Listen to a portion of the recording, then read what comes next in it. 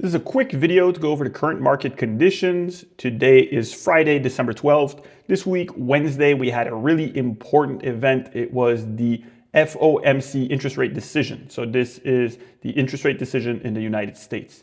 They decided to cut by a quarter points. The reason this meeting was so important is because it was not clear whether they would cut or not. There was no clear expectation. In the previous meeting, Jerome Powell, which is the president, he had sort of hinted that it would highly depend on what's happening with employment. And so employment's been kind of doing poor in the US. And what would happen with inflation? Inflation's been sort of stagnant and they're hoping they will go down. It's kind of iffy right now. They still decided to cut by a quarter points. Jerome Powell was very clear that they would be data dependent for upcoming meetings.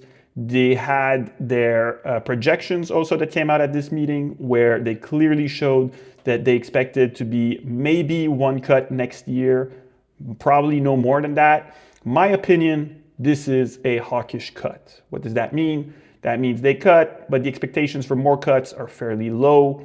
And so overall, I believe this will put some weight on markets. The last few days, that's kind of what we've seen.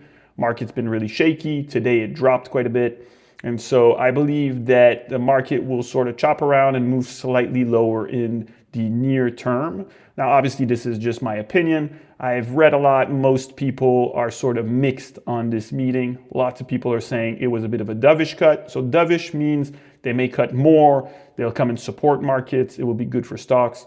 Hawkish, sort of the opposite. That's my 2 cents on the market. This is not financial advice. It's just for educational purposes only. If you're interested in this type of content, check out my YouTube. And yeah, have a good day.